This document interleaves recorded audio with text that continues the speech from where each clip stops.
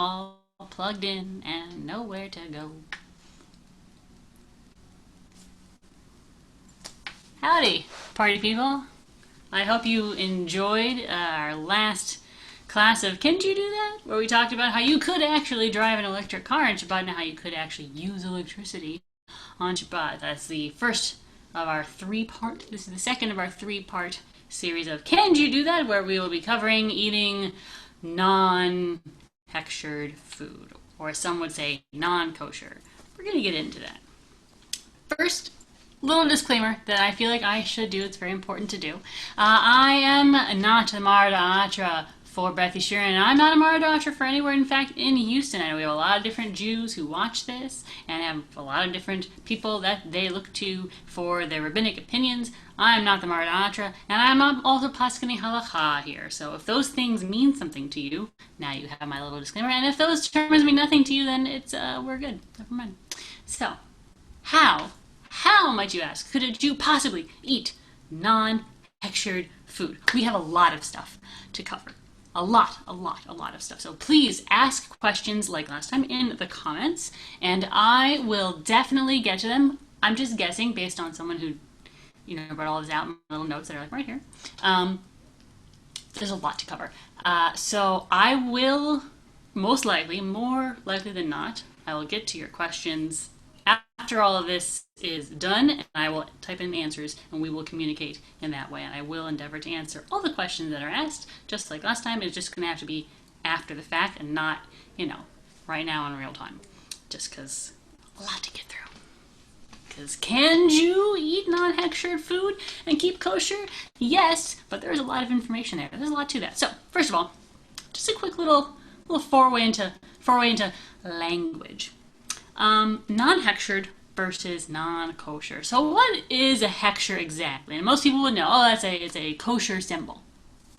Sort of. So it's a trademark symbol, like a K, which means literally nothing, and anyone can put a letter on a package. It's actually the laws. You can't copyright a letter, but you can copyright a hechsher, a kosher symbol. Hechsher simply means that a council of rabbis, also known as a vad, and so all the vad hakashrus, or kashruth, or kashrut, depending on how you like to pronounce your Hebrew, has deemed this is kosher. Also, just FYI, like a vad is a very modern invention. Vad doesn't exist, like a council of rabbis deciding things. A vad, it doesn't exist in any original Jewish legal text. So it's not like some ancient thing the rabbis had a vad. No, they didn't do that. It's a modern invention. And hechshers are actually a modern invention, i.e. the last 1,000 years, which, since we are a people who are extremely old, the last 1,000 years is pretty recent, all things considered. So a hechsher is a symbol that a vad, a council of some sort, not a beit din, also, mind you, that is like a completely different thing, just a council of rabbis. A vad has said that this food is kosher according to their own guidelines. And FYI, all these guidelines really do differ, or there at least are the kind of different streams of guidelines. You want to ever spark a debate among particularly observant Jews? Ask them if Hebrew National hot dogs are kosher. Just watch that take off. Or ask which hechsher they trust for cheese. Because that's the thing. Because the point is that different hechshers have different guidelines. So you can't just go, oh, it's a hechsher. Good, done. No, hechshers have different things. Also, hechshers have changed throughout time. Like I said, it's a modern invention of the last 1,000 years, but things have changed the last 1,000. Things actually have changed in an even shorter period of time. Fun fact.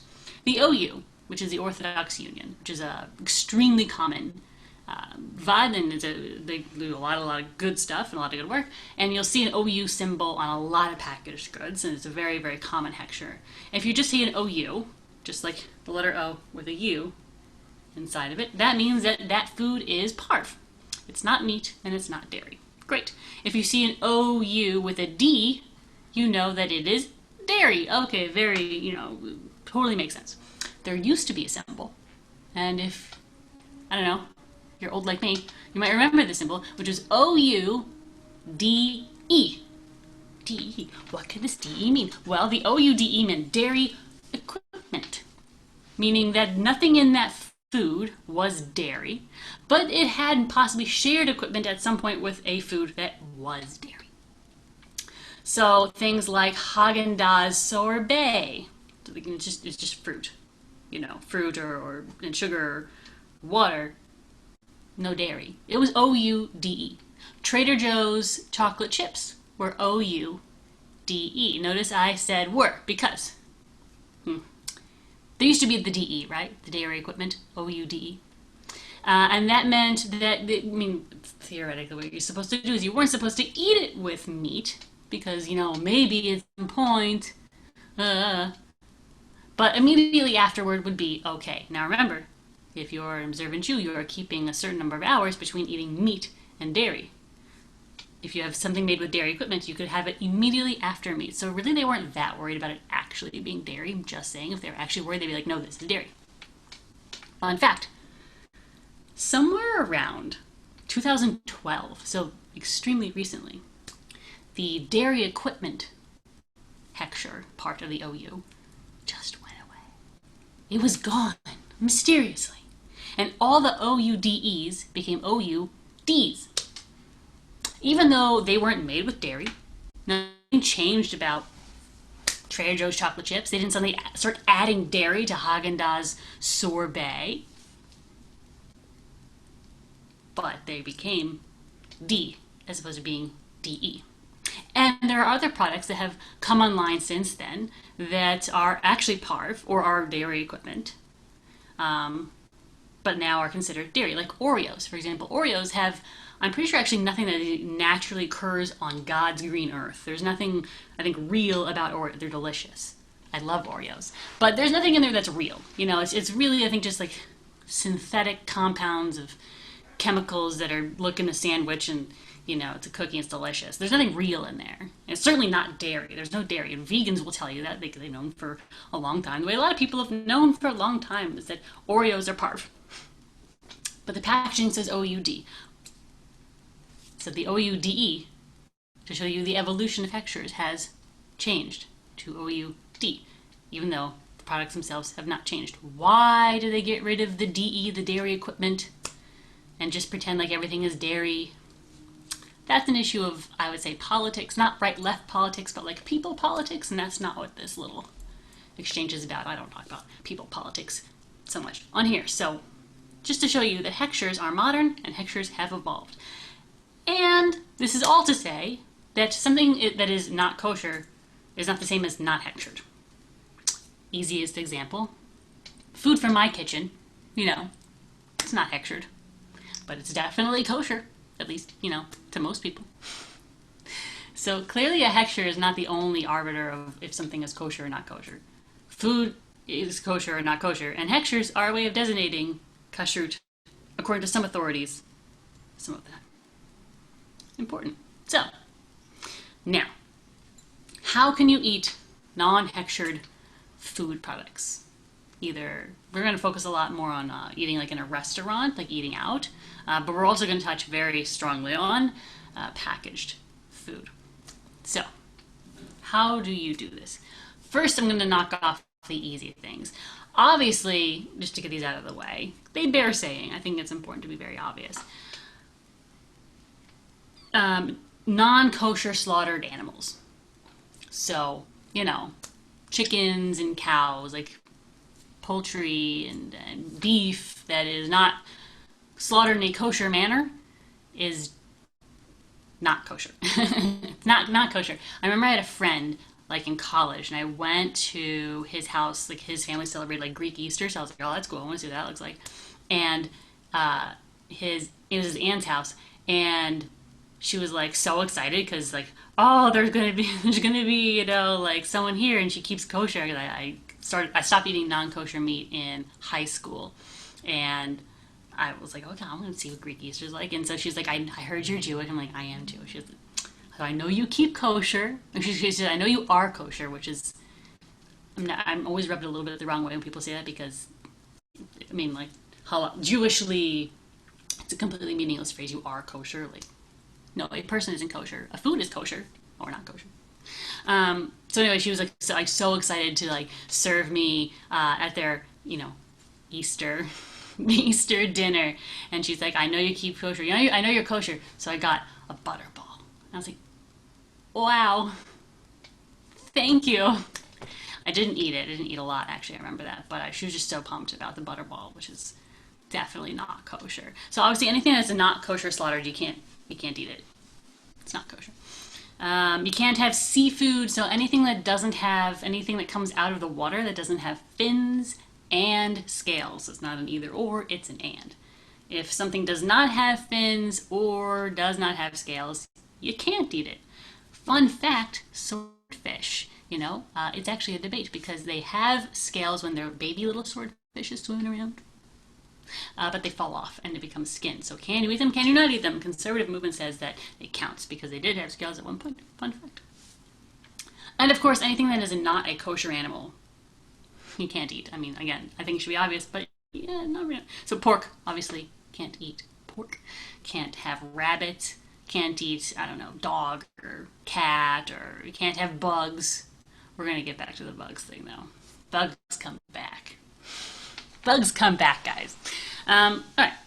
So now, kind of going kind of ascending order of difficulty, because it's easy to say, okay, these are things you can't have. Let's talk about food that's not cooked. Let's talk about salad. Could you go out to a non-kosher restaurant? It has a restaurant that doesn't have any kind of teudah, no kind of hashgacha, there's no kind of kosher certification for the restaurant, and eat a salad. Well, what are the issues of salad? Well, it's vegetables, and vegetables are permitted.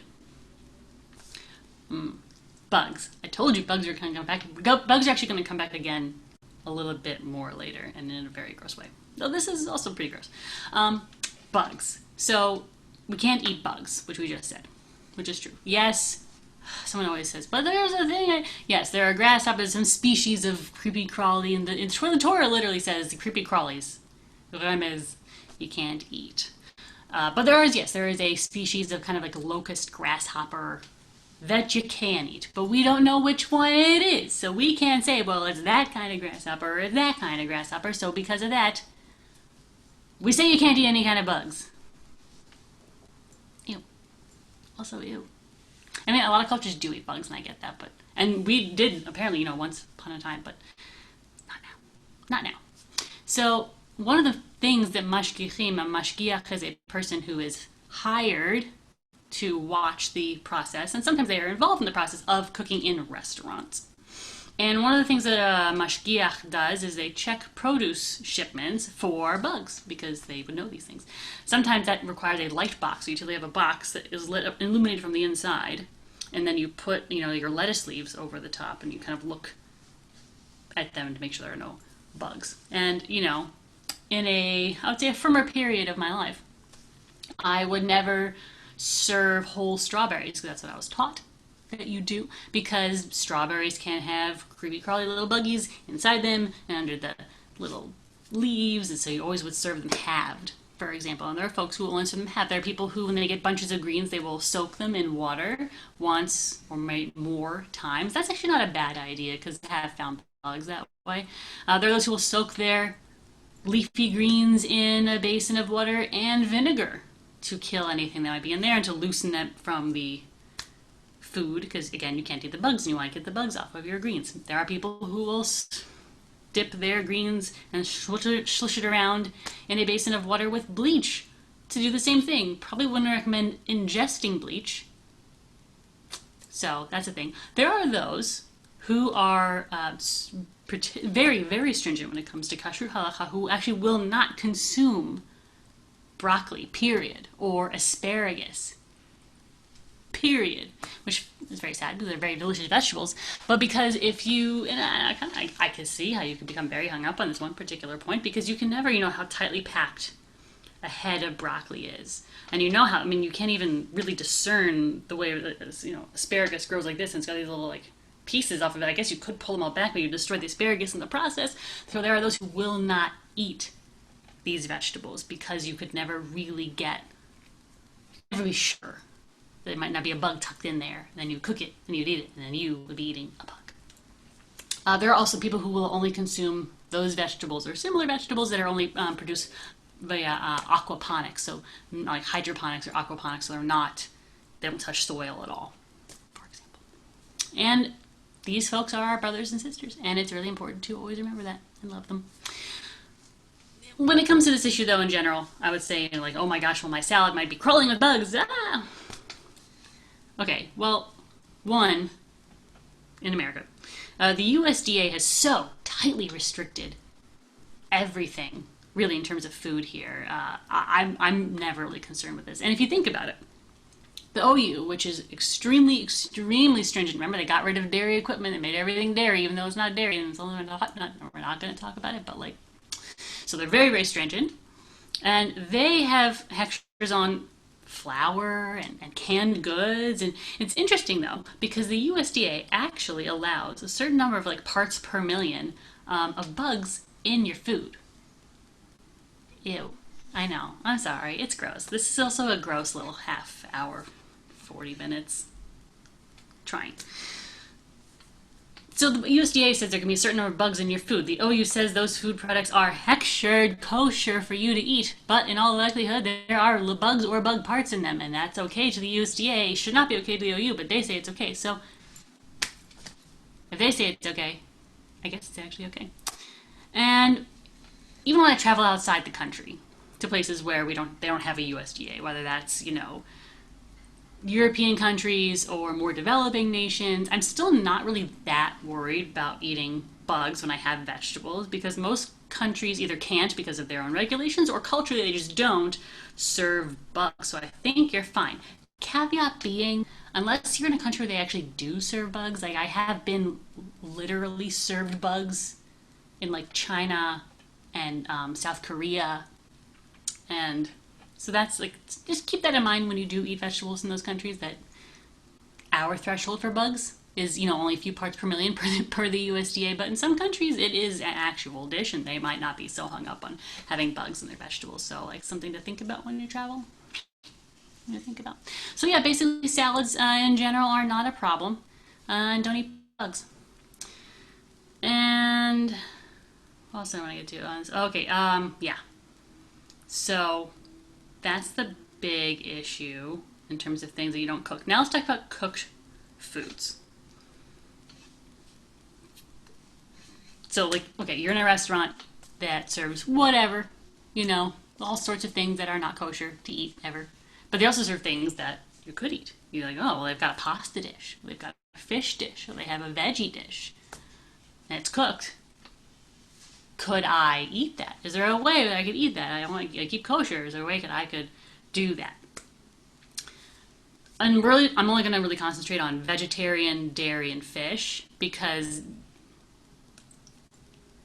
when you're going to have the opportunity to eat, like kosher meat in a non-kosher restaurant, like maybe if the ballpark is having like Jewish cultural community appreciation day or whatever, and there's like kosher hot dogs. I don't know. I've had that happen in my life like twice. It's always the novelty of it, I suppose.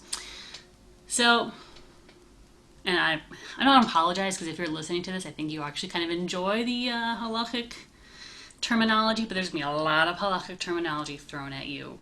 And I'm not going to go rapid fire. I'm going to try. But there's going to be a lot of it. So, you might need to stop and then play it back a few times. So, let's talk about fish. First of all, fish is actually rather an easy one to eat out, because first of all, obviously, make sure you know that the fish you're eating is a kosher fish. There actually aren't that many non-kosher fish varieties that are served. There are a few, and you'll get to know them. You'll be like, oh, that's something you definitely can't eat. But, that in general, that's not going to be your issue, and that's an easy identifiable thing. Also, what makes fish somewhat easier is that the pans they use to cook fish in restaurants are pretty much only used for fish, because they don't want your food to mess with everybody else's food. So you either think, like, oh no, everyone's food is going to contaminate my food with its non-kosherness, and my kosher food will be contaminated with the non-kosherness. Honestly, when it comes to fish, the restaurants don't want your fish infecting everybody else's food. They don't want the steak to taste like fish. They don't want the chicken to taste like fish. You keep your fish to yourself, you vegetarians. So they definitely have different pans for cooking, and they have often different knives. There might be some crossover when it comes to the mise en place, all the stuff they add to it, like carrots and onions and celery, but those are not problematic. We'll get into those later, but it's fine. Fish is not such a problem. Now let's talk about dairy. How can you eat dairy? Yeah, this is a very common one, like the pasta dish. The pasta, often in the restaurant, if they have like the one vegetarian thing, if it's not fish, it's pasta. Some kind of dairy pasta. They want to fill you up without using meat. Cool. So, if we're talking about dairy, we gotta talk about cheese. In my experience, there are basically two kinds of cheese people in the world. There are people who are cheese neutral, who are like, I like cheese, whatever. And there are people who are just cheese fanatics. There's also people who don't like cheese at all, and that's just weird. You're weird. No, I love you too. But you're in the minority. People are either neutral or they love it. I'm neutral. I don't care one or the other. It's fine, whatever. My husband is a fanatic. So when we went to Paris, he died and went to stinky cheese heaven. So much that we actually brought it back. We were living in Israel at the time, and we bought a plastic container, and he filled it with horrible smelling cheese and brought it back. I don't even know how I get through customs, how I got on the airplane. Disgusting. It smelled like feet. And everything near it smelled like, oh. He loved it. Shout out to the people who love stinky cheese. Good for you. So, the issue with cheese, and why you very rarely see cheese with a hechsher, which is the whole thing. The big issue is rennet. Now, I apologize right now if you are a sensitive stomach person, if you are a big animal lover, which I am a big animal lover, so I feel you. But if you're a big animal lover and you're very squeamish, first of all, kashrut halakha is not for you because it's very gory, and this part is going to be a little gross, probably. People always go, ew, when I explain it. So just maybe turn it down the volume a little bit. Cheese is made with milk, with often, salt or something like that, and rennet. Gotta have rennet. Rennet, traditionally, is made from the lining of a calf's stomach. A calf that has not had anything except for its mother's milk. Sorry. Sorry you have to know that. And the old days, the very old days, the way that they literally have a piece of cow's stomach, and they would just dump it into the milk, and that makes it all thick and gelatinous and turns into curds.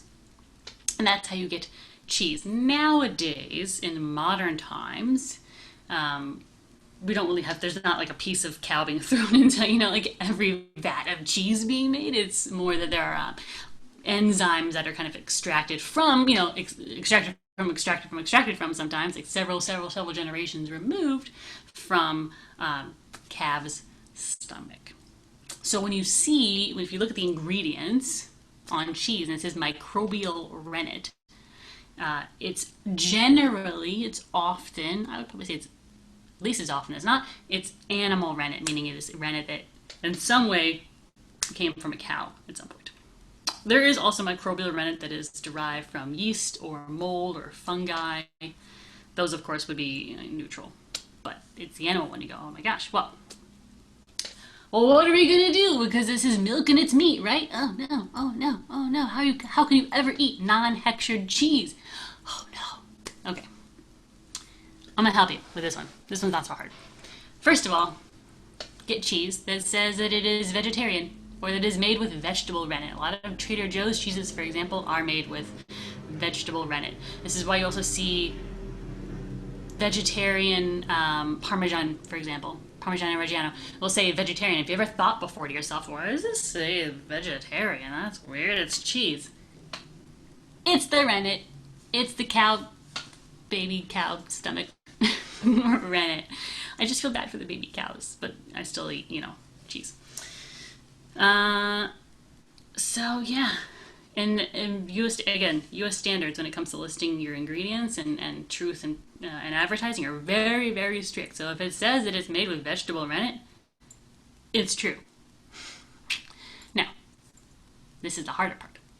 What if you look at your package and it doesn't say anything, it just says rennet? Or what if you look at it and it says microbial rennet or animal rennet? You're like, oh my gosh, well, what do I do? Or what if you're eating out some kind of cheesy product? Like, I don't know, pizza. Pizza's a whole bunch of issues, but we're talking about the cheese part right now. Well, 1972, Isaac Klein, God bless him, brilliant man. He literally wrote the book on being an observant conservative Jew. It's like a tome. It's about yay thick. It's great. So thick. And he explained that rennet used today, which is 50 years ago, said that it's not, it is okay, fine. Like, it is a piece of the lining of a cow's stomach. Fine, true. But it in no way is like beef. It has no meat flavor. It doesn't look like meat.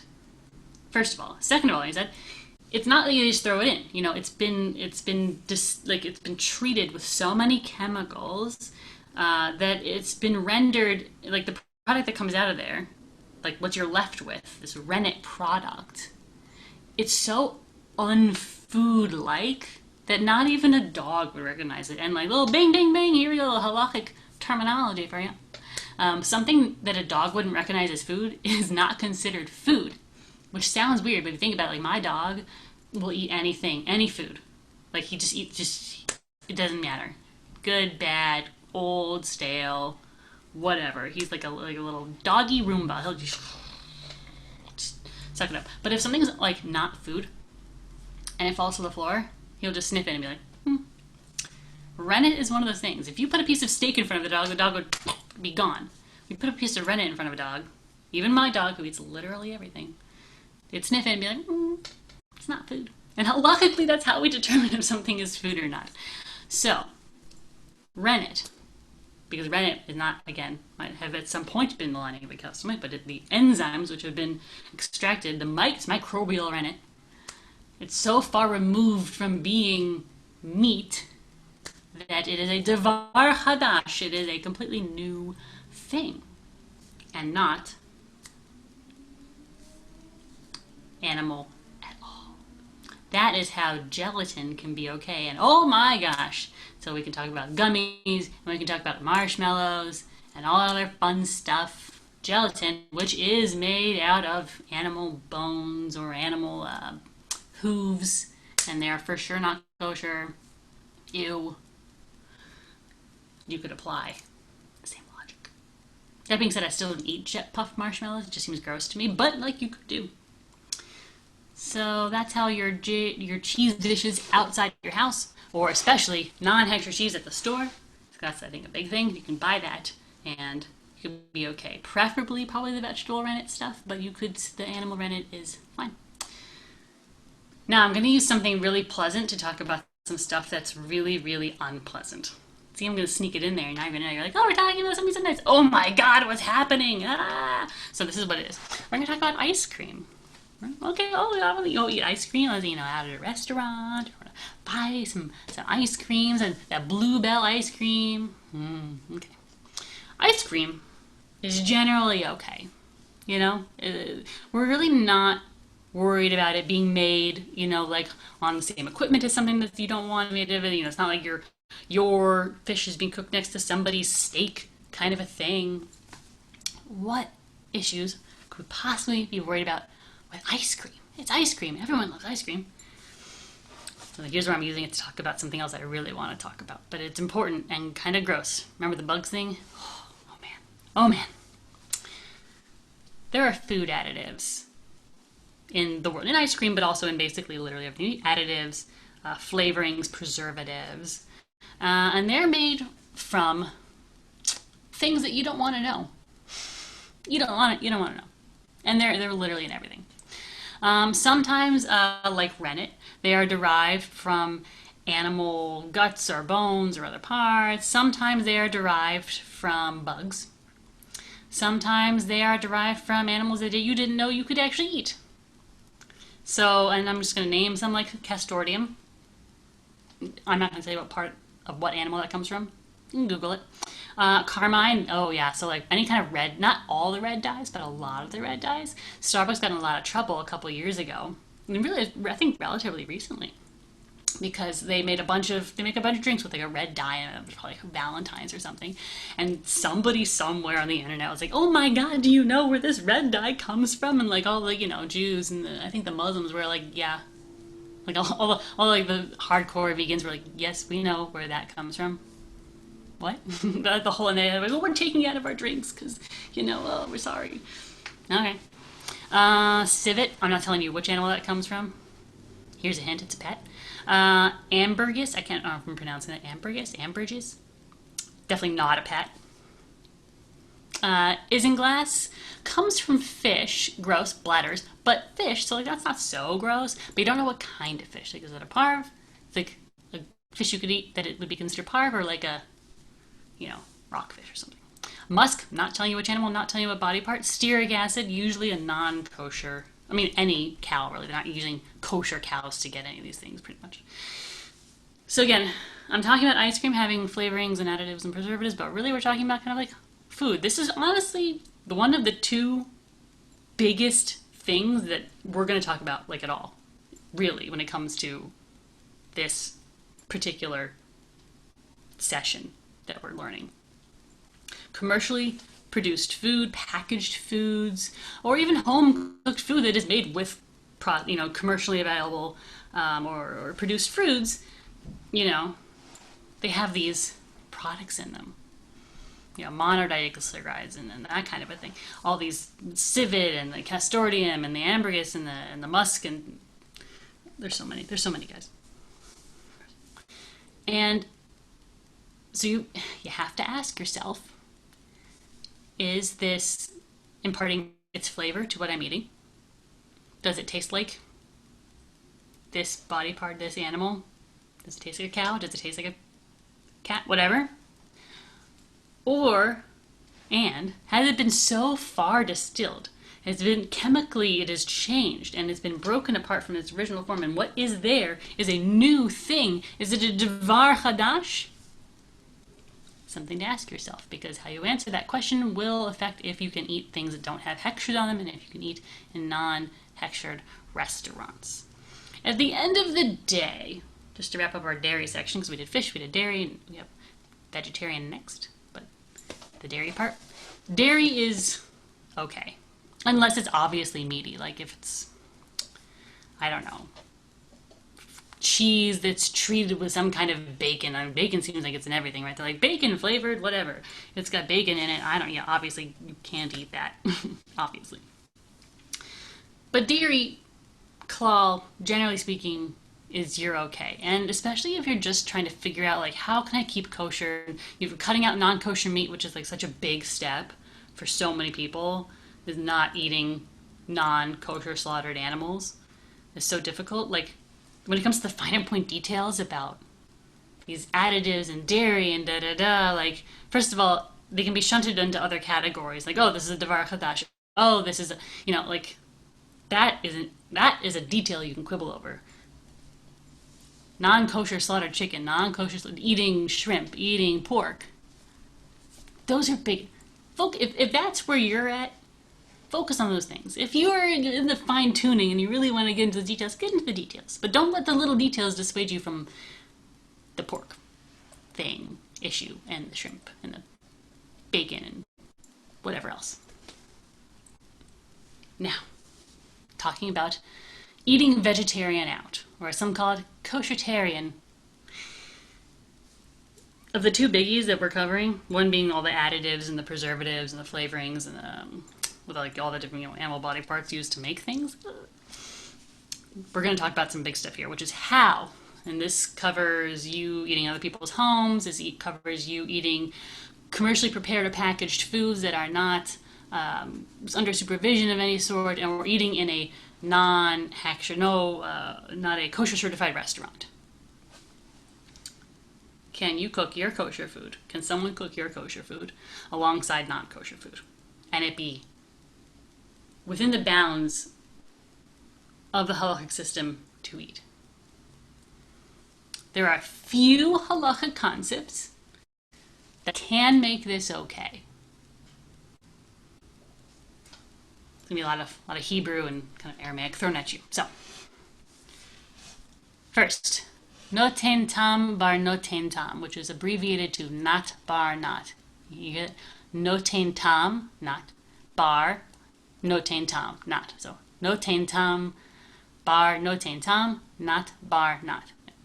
Which translates to a taste born of a taste. This could be, so for example, there's a pan, and somebody has cooked meat in that pan, so it's a meaty pan, and then they cook your fish in that pan, but they serve your fish with dairy. Is that possible? Because maybe you just now have your meated up fish that you're going to eat with milk. And it's milk and it's meat and Not bar not. A taste born of a taste is more just like that it's not bar not. We don't think that's possible. And here's how it works. So someone has a pan and they fry up a steak, big juicy steak in that pan. So now that pan is a meat pan because heat transfers meatiness or dairiness or trafiness or whatever. Heat is how things happen, either flavoring heat, so like spicy peppers or onions or whatever, or temperature heat. So you have a pan, spice. Our steak fries up in the pan. Ooh, so sizzling. Okay, someone eats that. Down this pan is a meat pan. Great. So now you come into the restaurant. Good little Jewish boy or girl. They put the fish in the pan, which they wouldn't do anyway because it would ruin everyone else's steak, make it taste like fish. So it's an intellectual thing. Just work with me. Your fish is frying up in this meat pan. Okay, so now your fish is a meaty piece of fish.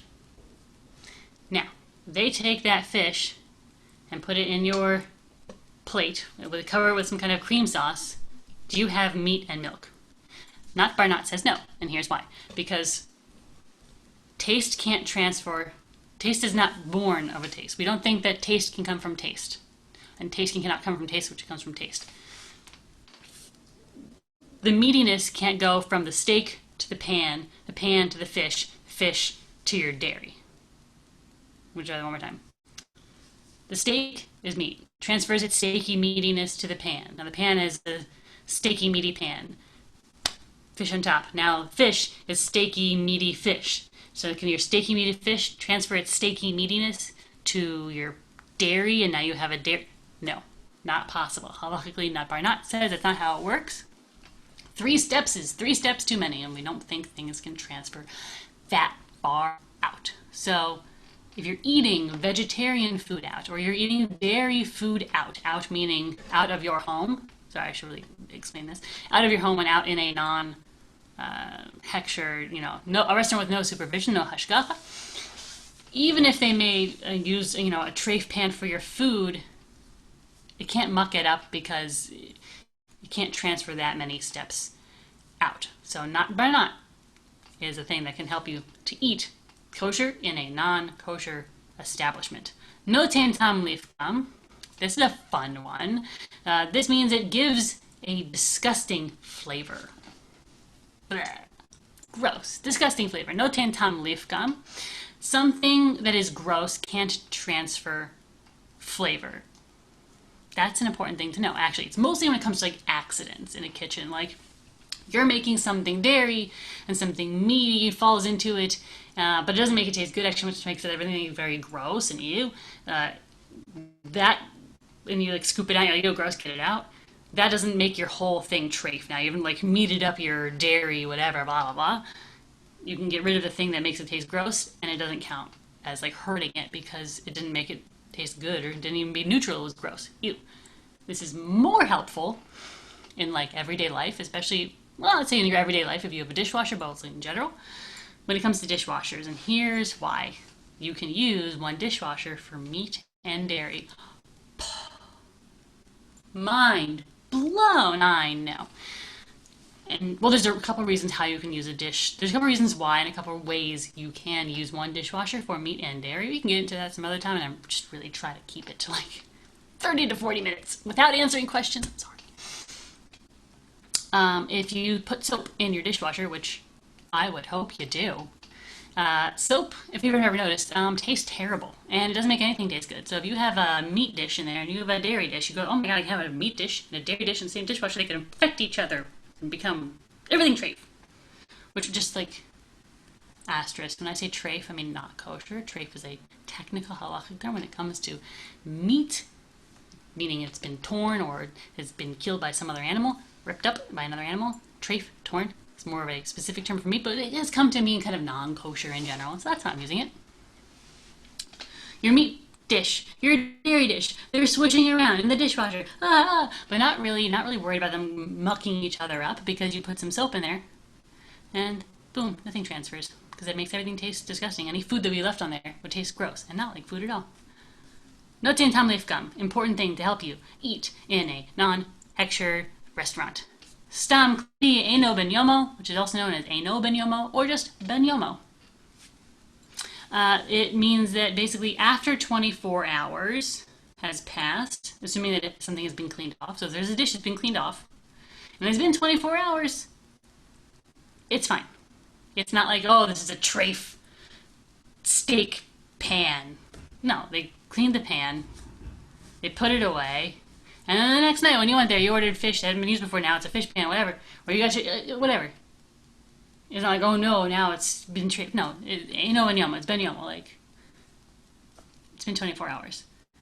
So, and if it's true for things that you cook on, it's certainly true for plates, because halachically, those are two slightly different categories. Things that you cook in are not the same as things that you eat on, and certainly not the same as things that you know, every step removed takes it further and further away from something problematic, like the not bar not. The further away you get from the problematic stuff, the less problematic it is. Same thing true for Eino Ben Yomo. There is also, I told you, it's going to take several of these to get us there, but I will get you there. There is also Batel B'Shishim. That should sound somewhat familiar because we covered it in the Pesach session. Batel B'Shishim is generally like if something that is offending, whatever you're talking about, or especially if it's non-kosher in this particular case, accidentally makes contact with something that is kosher, if whatever it is less than 1/60th of the massive amount of whatever else, the thing is, then it's okay. So if you know, in your home, if you're making, chicken soup and your kid has a bottle and you're just trying to wrestle it out of the hand, and as you're getting it out of their hand and like one drop of milk flies out of the bottle and flies into your body, and you didn't even know it was there. You're just like, oh no, it was an accident. Then it doesn't count because one drop is certainly less than 1/60th of an entire pot of soup. Also, in a restaurant, they're making your vegetarian dish. Vegetarian, everything's vegetarian, and someone carries a steak, or they take the steak off the grill and they lob it over here from some big, juicy, delicious, definitely not kosher steak over here, and some drop falls in, and they weren't intentionally doing it, and you weren't eating with the intention of eating some bits of non-kosher, so there's no intentionality. Kashrut is a lot about intention. Halacha is a lot about intentionality. Then that little one drop of unkosher cow juice that was in your perfectly vegetarian food, it doesn't treif anything up because it's less than 1/60th. One drop, as opposed to a huge plate of delicious vegetarian pasta. You're fine. So it's not any one of these concepts that's gonna get you there in terms of eating not in a non-kosher establishment. It's not going to getting you there in terms of eating things, commercially prepared products that are have no texture on them. It's if you take them all together, it's an aggregate. So you're going to eat it out. Okay, cool. You're going to eat out in a non-kosher establishment. The taste can't transfer anyway because it's that far out, whatever, pots and pans they're using to cook my food. And they've definitely all been washed with soap. So when any little bits and pieces that remain, they have been nullified with all the nasty soap that was on it, which definitely makes it not taste like food anymore and actually gets it even cleaner. And it's probably been more than 24 hours since these different little pieces of kit and caboodle and utensils and whatever that are being used to make my food have even been used. It's probably been more than 24 hours, and anything that did make contact with anything else that I am eating has been less than 1/60th and was not intentional at all, and you total it all up, you can eat out. I'm not saying you have to eat veggie out. I'm not saying you have to eat dairy out. I'm saying that you can eat vegetarian out, and you can eat dairy out. And also, if you're toying with the idea of kind of keeping at least kosher-tarian, and just cutting out non-kosher slaughtered animals, just saying I'm not going to eat any more, chicken or beef that is not kosher, and I'm not going to eat any more pork, I'm not going to eat any more seafood, that's such a huge and difficult step for most people. Concentrate on that. That's hard. Do that if that's part of your journey and how you're coming to relate to kashrut and halacha. For most people, that's not even a one fell swoop kind of thing. It's like incremental. Like I stop eating this, and I'm not going to do this, and I'm not going to do this, and it's hard. And many people live around family members who don't keep it that way, or with a partner who doesn't keep it. So like it's complicated. That's hard. That's the biggie. That's Torah literally says don't eat pork. You're like, oh yeah, that's a bigger one. Having like, whoa, my dairy came into contact with this thing, and who washed the vegetables. Can relax on that stuff. You can get to that if you want to, if you need to. For you, bigger fish to fry, bigger non-kosher fish to fry. So if you're going to eat what I would say is kosher food, but in a non-kosher establishment, or kosher commercially prepared products that just aren't hechshered, what do you have to do? You have to ask questions. You have to ask lots and lots of an annoying amount of questions sometimes. Sometimes an annoying amount of questions. And you have to know some information. So this is my information gleaned as someone who always kept like a kind of kashrut, like as a kid even. You try growing up at the Chesapeake Bay and never having seafood. I've never eaten a crab in my entire life. And I literally grew up where I am told we make I have so much pride from Maryland crab cakes. I've never had them. But we make the best, apparently. I don't know. So, and as someone whose kosher journey has gone very, very, very far and then like pulled back a little bit, still kosher, but not where I have been before in my life, because I am not the same Jew I was at every point in my life prior to this one. All good ways to be Jewish. I'm sure God is happy, because that is God's nature. Things that you should know. Hard-won information. 1, the term vegetarian means absolutely nothing. Or more specifically, it means different things to different people. So you kind of have to ask questions, because you could ask, at a restaurant, like, oh, this is they could have a separate vegetarian menu and be like, fish with, rice and vegetables. And you can be like, okay, oh, is this vegetarian? They go, yes, it's vegetarian. And also, I've never had the experience of anyone giving a wrong or an incomplete answer out of malice. It's just people don't think about it. So you can ask like, oh, is this dish vegetarian? They go, yeah. And like, oh, is that rice cooked in chicken stock? And they go, oh, well, yeah. Like, okay, chicken stock? But he said it's vegetarian. Like, yeah, but it's not like a chicken dish. People don't think about it. You have to ask the questions. Ask the questions. Has chicken stock been added to the mashed potatoes? Or is there lard in the beans? Are they made with a bone? Things you have to ask. You got to know your cuisine too, like Mexican food. Much higher rate of having lard in food, having a bone added in there. Southern food, you have that. Are you eating Thai food? A lot of dried shrimp, a lot of shrimp paste. How do you think it tastes so good? It's that. Yeah, that was a fun question I learned to ask. Chinese food, oyster sauce. Oyster sauce, which, as the name might imply, has oysters. Not that these things don't exist in vegetarian forms. Truly, there are vegetarian oyster sauces, but most restaurants aren't going to use them because they don't taste as good. So there you go. When you're eating fried food out, you got to know what kind of oil is it fried in. Nowadays, most oil they're going to use is, like non-animal based because people are worried about cholesterol. So that's great, but that's not everywhere you go. And especially in most parts of the country I've lived in, with the exception of LA, that's not even the preferable one. You want the animal one because it tastes better. It's why Little Debbie cakes apparently tasted much more delicious before they took the lard out of them, that kind of a thing. And then there's like animal products that pop up in places you wouldn't imagine them. Like, the chicken stock in the rice and that kind of a thing. Like, this is a good one. Mickey D's fries. Mickey D's fries. Wouldn't it be great? Mickey D's fries used to be not at all okay. Then they were actually kind of okay because they're made on their own, separate fryer, the separate oil. You don't have to worry about was that oil or not, change it. But now they weren't okay again. Do you know why? Because they started using the product in the McDonald's fries, also their hash browns, that they used to use. And the reason they switched it is because they didn't sell as well.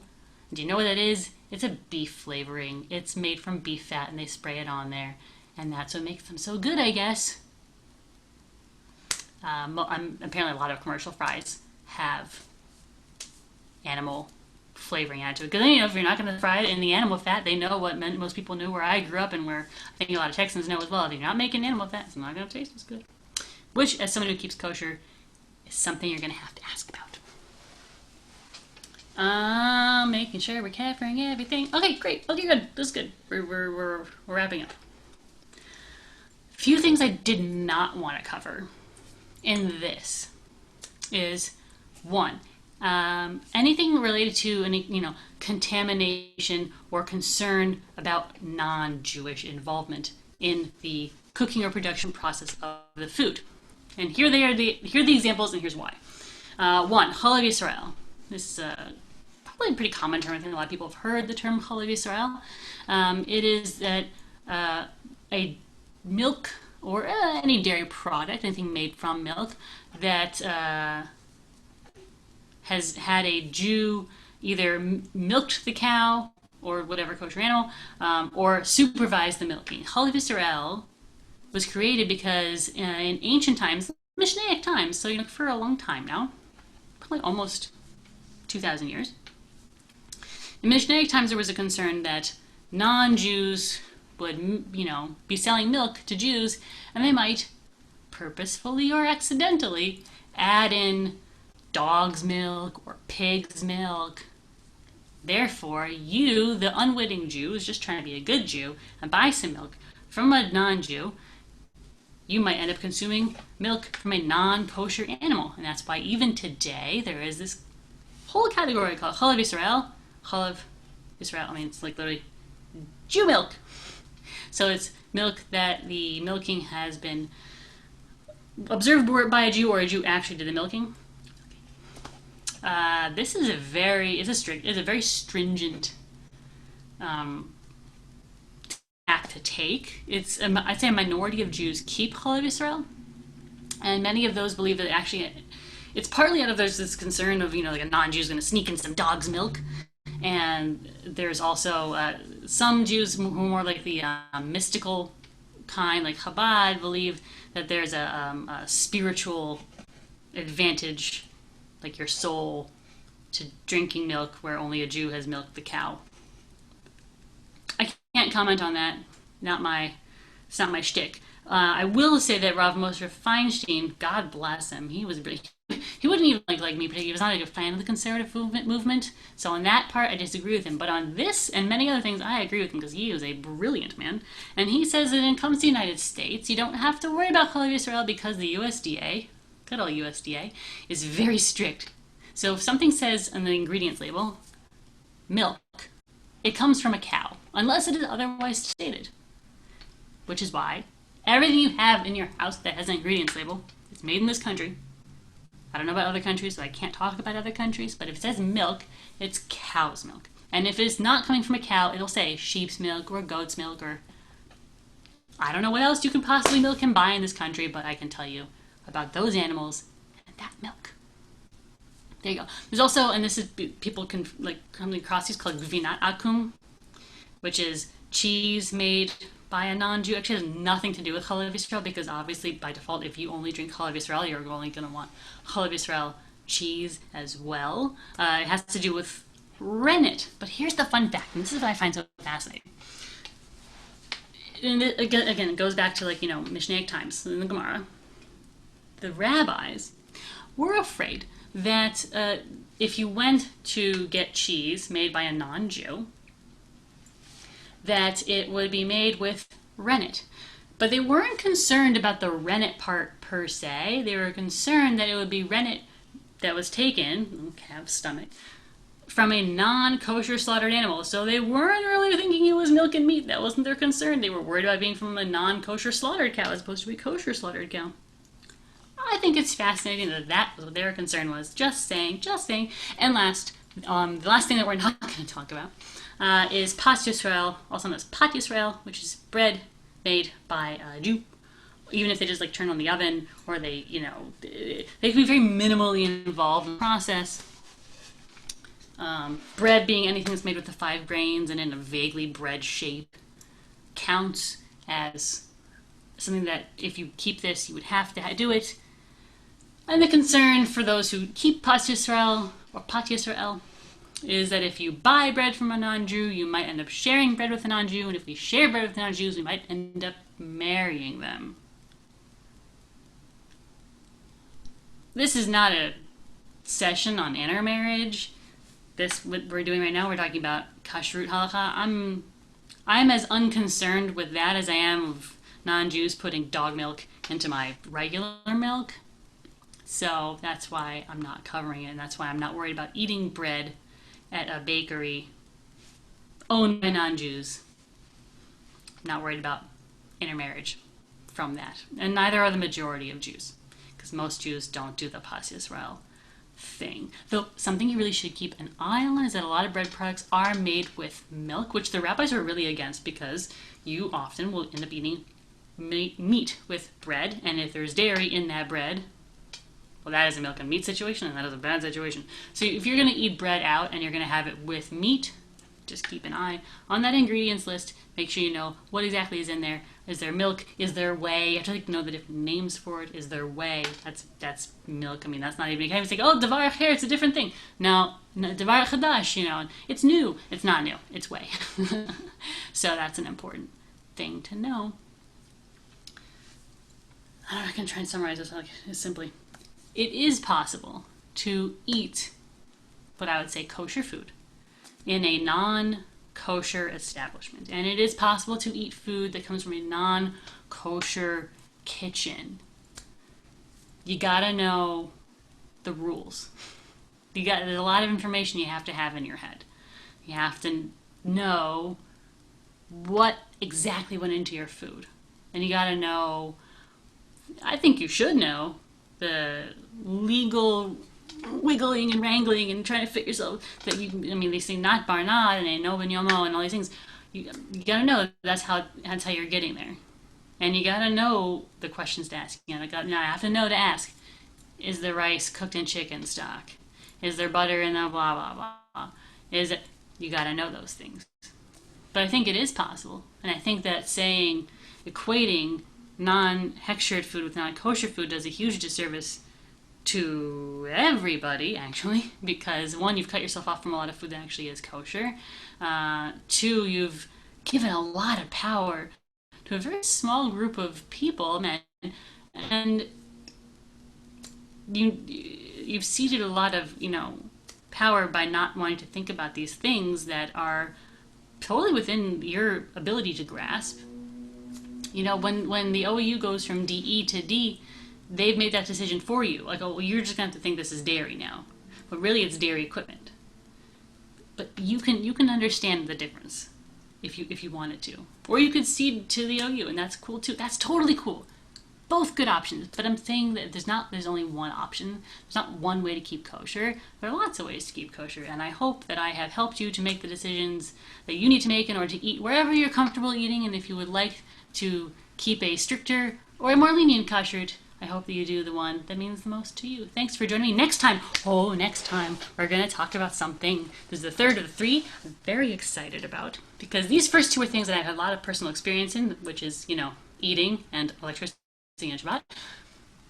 Lots of experience in them. Most people have some kind of passing familiarity, but next time, we're going to talk about marriage and divorce and not being able to get a divorce and how to get a divorce and men and women, and I'm so excited. So please join me next time. Continue to ask questions. I will answer them in the comments and email me and whatever else, because I always love talking about this stuff because, like I said, big old nerd. Thanks for joining me. Be well.